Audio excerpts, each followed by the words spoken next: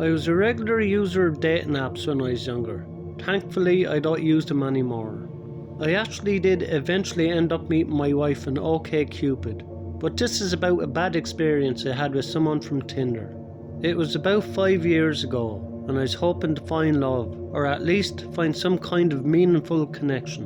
One fateful night, I swiped through profiles on Tinder. I got a new match and her name was Emily, and her profile was really interesting.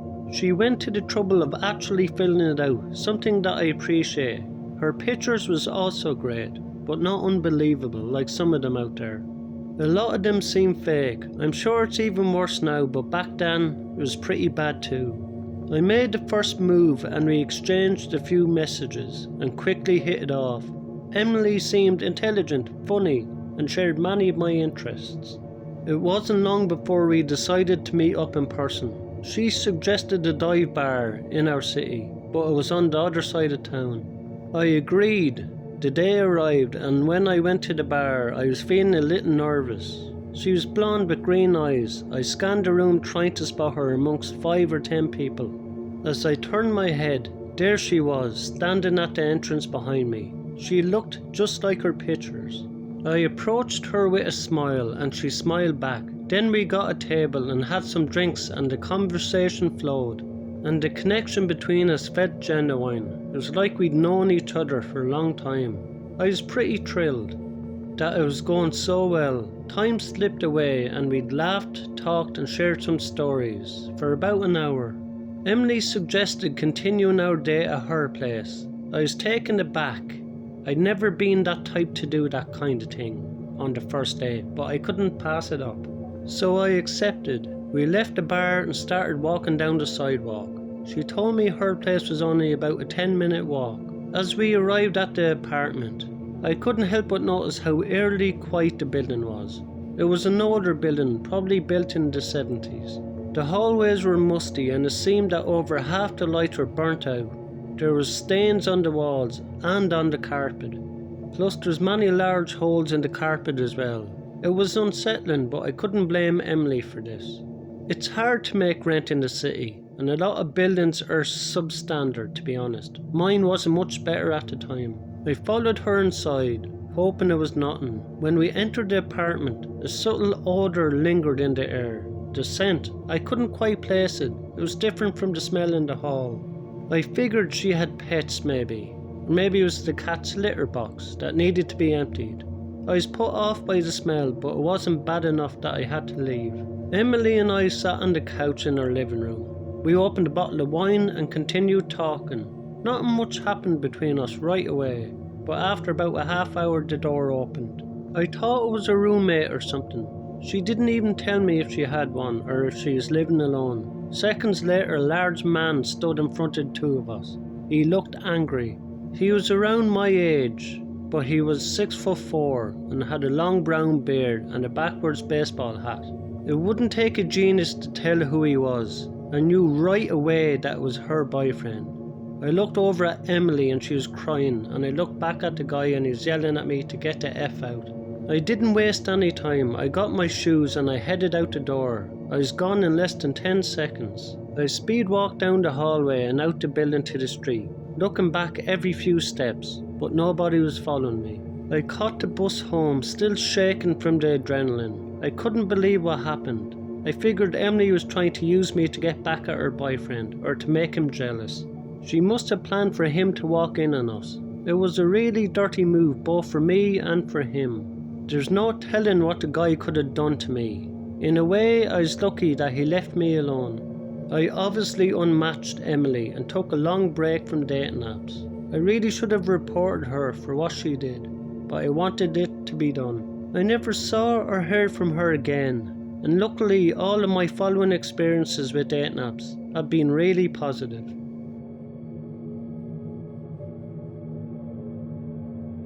Back in early 2017, I was on a few of the big dating apps. I was mainly focused on Tinder at the time. After a series of mediocre dates, I was almost ready to throw in the towel, but then I got a pretty promising match.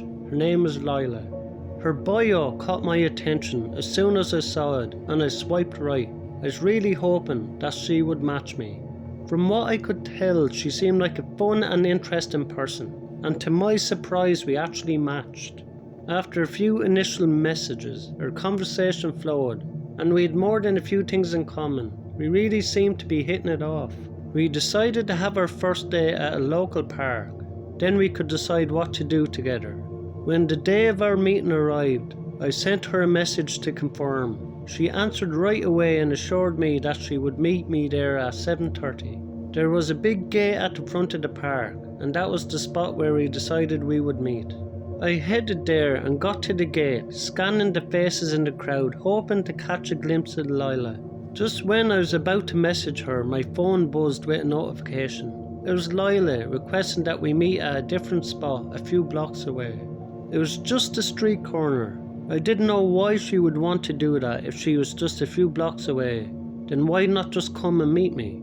I agreed anyway and started walking there. It would only take a few minutes. As I walked towards the new location, anticipation grew inside me. I wasn't worried about the sudden change of plans. I thought she had just found a good spot. However, as soon as I reached the corner where we were set to meet, another message came from Lila. Now she suggested meeting at a different spot, further away this time. Despite the inconvenience, I really wanted to meet her, so I agreed again. Upon arriving at the third location, a strange feeling hit me. It was basically an alley between two apartment buildings. There was no other people around that I could see. That place had trouble written all over it. I knew something wasn't quite right, but I walked around for a while anyway. I was too curious not to find out what was going on. At this point, I was pretty much 50-50 on Lila being real, but I couldn't let it go. Not smart, I know. Suddenly, I noticed two men walking towards me from the other side. They were wearing dark clothes, jeans and black hoodies. They also both wore surgical masks and sunglasses. I turned to run in the opposite direction, and that's when I saw another large man approaching. They were effectively blocking me into the alley. He looked the same as the others, only bigger. I scurried around to find a way out, but the only option was the door on one of the buildings. But it was locked. I shook the handle for a few seconds and then turned around. I was surrounded by the three men now, stood in front of me. One of them said, "We're Lila. I think you know what this is. Wallet and phone now." I looked at them, holding back tears. I felt so stupid, even though I knew something was wrong. I didn't bother trying to plead with the men. I just handed them my wallet and phone before they walked away. One of them told me they'd kill me if I called the police. The scary thing is that I believed them. After they were gone, I cautiously walked back out to the street. It was dark by then. I looked around, scanning the street for those men. I didn't want to run into them again. When I was sure they were gone, I walked home, looking over my shoulder the whole way. When I arrived home, I contemplated calling the police, but the threat from one of the guys really scared me. I was also feeling embarrassed. I wanted nothing more than to put the whole thing behind me. Looking back now, I know I should have reported it, in order to warn others, but that's not what I did. In fact, I never told anybody until now. It feels really good to finally get it off my chest.